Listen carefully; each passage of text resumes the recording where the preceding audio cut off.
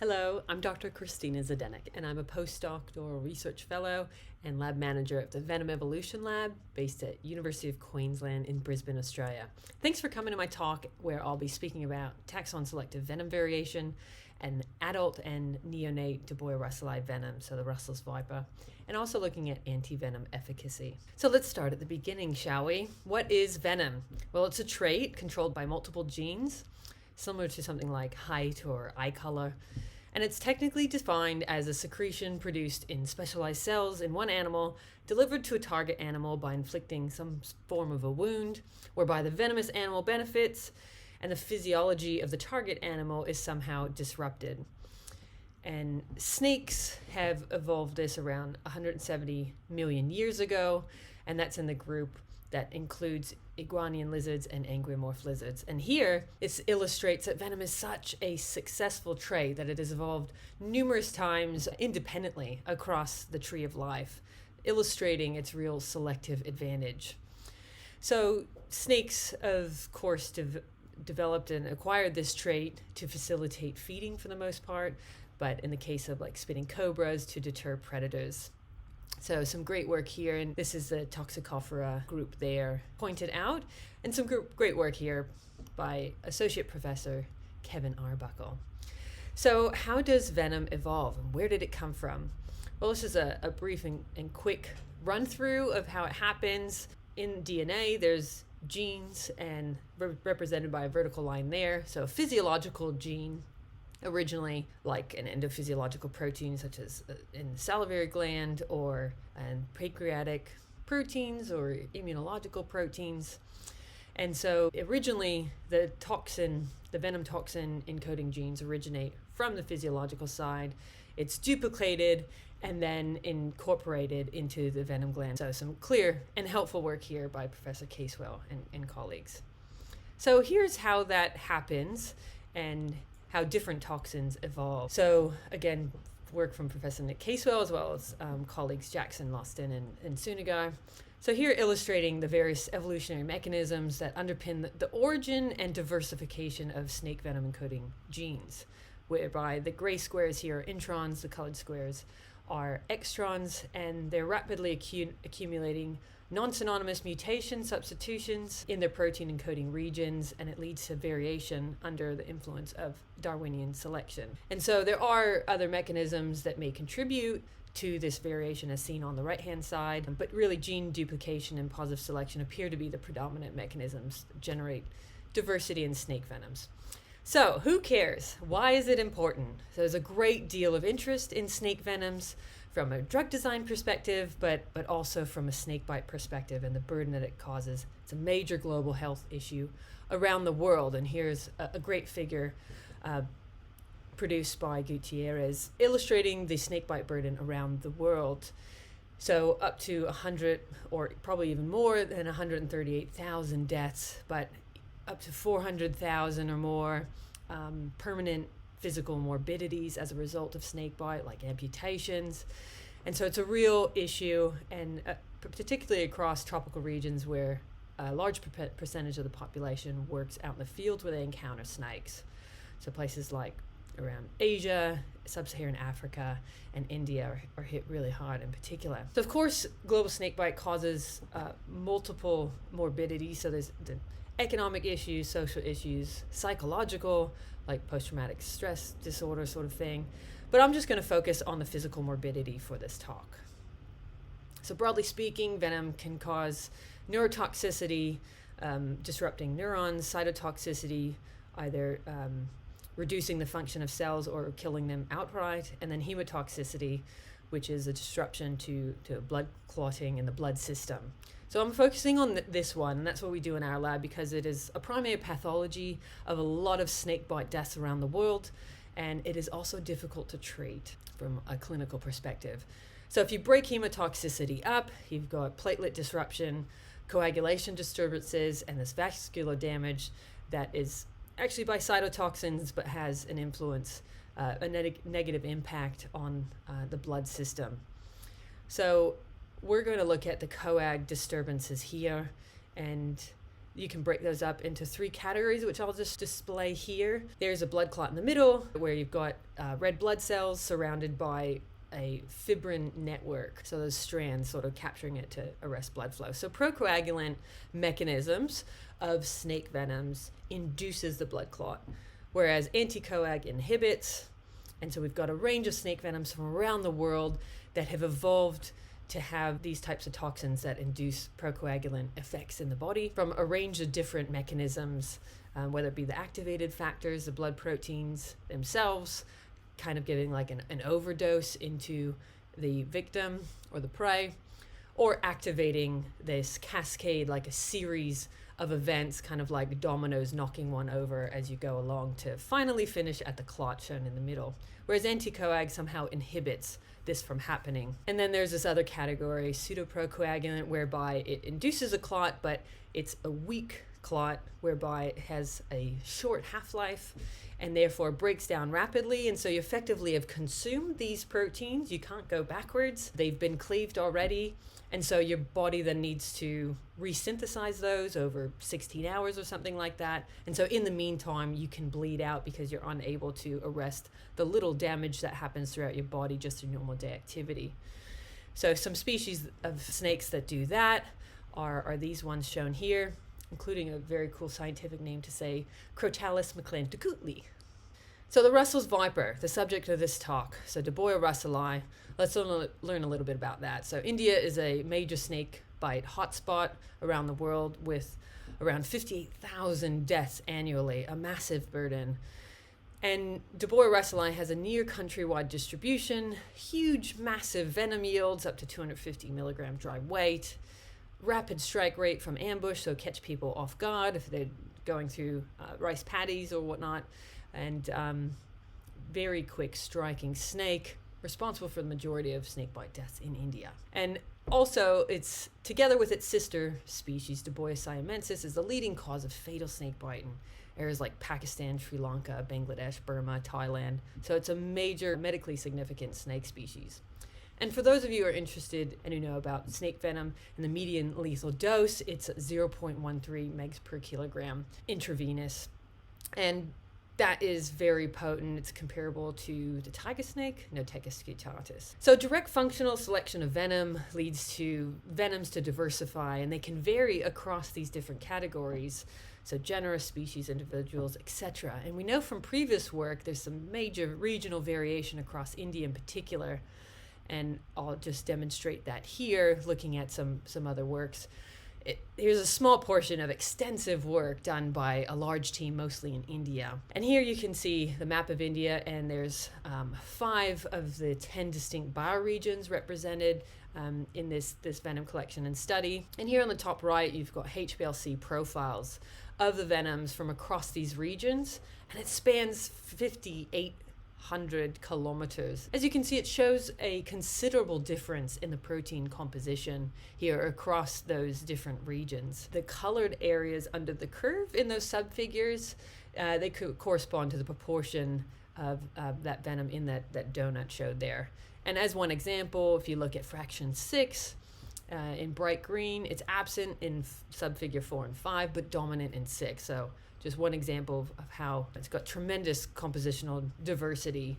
And it's not just interesting from an evolutionary perspective, but it can inflict varied clinical manifestations in snakebite victims. And it can also affect antivenom potency, as we can see here. Further work of these folks. This is in vivo work on mice, looking at various volumes of antivenom mixed with a challenge dose of venom. And the Russell's viper venom from northern India in a semi-arid population, so in green, is much less neutralized by the premium serum Indian antivenoms that you can see in the top green bar in B there. Looking at different potential variation mechanisms, we wanted to see whether size and age made a difference in the venoms of this species. So our research question was, does this venom vary from adult to juvenile? And it's important to quantify and understand this because it can affect clinical envenoming syndromes. It can confuse diagnosis of which species was the cause of that envenomation, and therefore which antivenom to administer, and it can complicate treatment. This is the spread that we are working with, a male and female adult pair, and there's 6 offspring, all milked on one occasion, and thanks to these folks for making that happen. And so what an actual baby Daboia snake looks like here, for any fellow snake lovers out there. So the primary pathology leading to death from this species is incoagulability caused by the dominant procoag toxins in the venom. So again, going back to this figure here, this is where we're focusing on. The procoagulant venom, we know from the literature, they've got P3D snake venom metalloproteinases that activate factor 10. So this is a real prominent protein in that blood coagulation cascade. So it's in the common pathway. And then there's these serine proteases that activate prothrombin and factor 5. So those are the mechanisms that we know for the procoagulant aspect of this venom. So how we aim to look at this in our lab, here is a schematic of what we do. So starting from the top left, venom's extracted, and then it's preserved by quickly flash freezing, freeze drying, turning it into a powder, and then later in the lab making it up into a 50% glycerol stock, and that prevents that venom from degrading because it doesn't freeze at -20, and so you can use it for however many weeks it takes to complete the experiments without going through those freeze-thaw cycles. So then we take some of that stock and then dilute it into this big machine called the Sago StarMax coagulation analyzer, and inside that machine there's various reagents that are added to this little cuvette on the top right here, and that has a maximum volume of 250 microliters. And then there are these magnets on the side that oscillate this magnetic pellet. We're looking at how quickly the venom activates the blood to form a gelatinous clot, which should stop that ball from moving, and then, in prey, prevent the loss of blood, basically, naturally speaking, from a blood clot perspective. But as I mentioned before, it can consume these blood clotting factors and lead to an net anticoag state called venom-induced consumptive coagulopathy. Some jargon for you. So this is what it looks like. So we use this very large, expensive, precise machine to measure the time it takes for the venom to clot, compared to the control, of course. Now, whilst this machine is very precise, I don't claim that it simulates the complex pathophysiology that occurs when snake venoms interact with multiple systems in the body, including primary hemostasis, with platelet aggregation, vasoconstriction, with antivenom efficacy that we look at, that immune response there. We obviously can't simulate that here, but what it does do is it reveals important insights into this all else being equal situation where we control for a myriad of other variables observed clinically. And so it can help to reduce also the number of rats used in vivo in follow-up studies. So it can steer and guide those studies. So it's helpful from an animal rights perspective too. So with that being said, let's take a look at some results. So here are dose response curves run in triplicate with error bars most of the time smaller than the symbols there. So we did run it in triplicate. And on the y-axis, we have time. X-axis is venom concentration from 0.05 micrograms per mil all the way up to 20 micrograms per mil.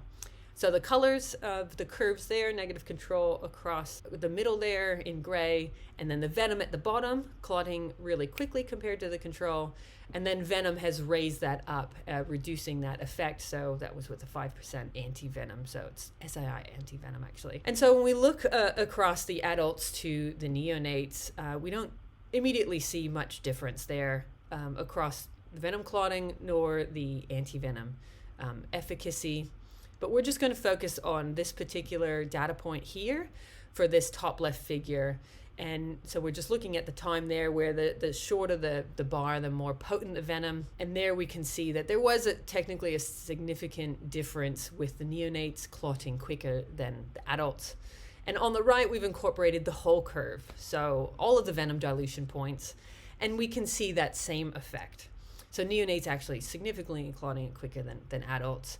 So whether this is biologically relevant, not just mathematically, is a bit uncertain. Those are some stats for those interested in that. Now, we also looked at antivenom efficacy. So this is an X-fold shift of the area under the curve from the control compared with the venom. And so here, the higher the bars, the greater the potency of that antivenom. And so we found no significant difference. There's some variation there, which may be due to individual variation of venom. And then we wanted to see whether these differences that we observed in blood clotting might be due to a particular factor activation by the venom inside the blood. And so here, a colleague of mine, Rocky Abhinandan Chowdhury, performed some work for us using a fluoroscan and looking at the zymogen activation. So that's an inactivated form of these blood proteins, so factor 10 on the left and then prothrombin on the right. And so we noted here that the neonates have a much greater ability to activate factor 10 than adults, but prothrombin activation was comparable, pretty similar. Now factor 5, you might note, is not there, and that's just beyond the scope of our study to ascertain. And the positive control is extremely expensive as well. Yeah, so that was a major difference. And so, just keeping in mind, we've isolated 2 out of the 3 factors known that this venom is known to activate. And it's important to note that there's also been some proteases in Indian russelii venom that's shown to have some anticoag effects, and some other work show that this only occurs at low venom concentrations. So it is a bit more complicated than what I'm showing here, but we're just diving into one part of the venom. And so we wanted to look at how this venom might affect different taxa, of course, because different taxa are express different receptors and can even have different proteins altogether. And so did blood collection from different taxa here. So thanks to Dr. Amber Gillett at the top there in the little corner for her veterinary expertise in collecting blood from cane toads. That was our amphibian model. And then Dr. Mark Hayworth, sort of cut off there, for his vet expertise in collecting blood from domestic chickens, which was our avian model. And so with venoms targeting specific prey to immobilize the prey for consumption, it's important to realize that not all prey are created equal. So we're looking at whether these differences in their physiology might affect the potency. And so here's some really cool work by Doolittle, 2009, and looking at the evolution of blood proteins across various taxa here. And I will highlight the different models that we use, and you can see some differences straight away. And then more specifically looking at this table, as you can see the differences in factor 11, whether it's present or not, and then also factor 12. So there are some differences. So question is, does this affect the venom potency? So we looked at that using thrombolostography, and we've had traces that we've then converted into these bars here. And particularly looking at clot strength was our interest here.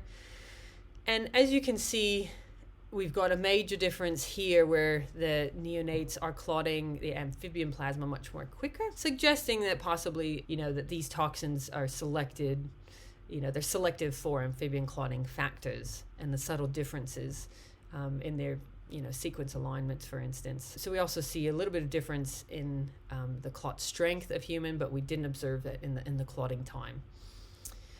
And now, while our amphibian model, I'll just point out, was a toad, we use that because they're introduced pests here in Australia and they need to be removed from the bush anyway. So we wouldn't want to be collecting a heap of native frogs.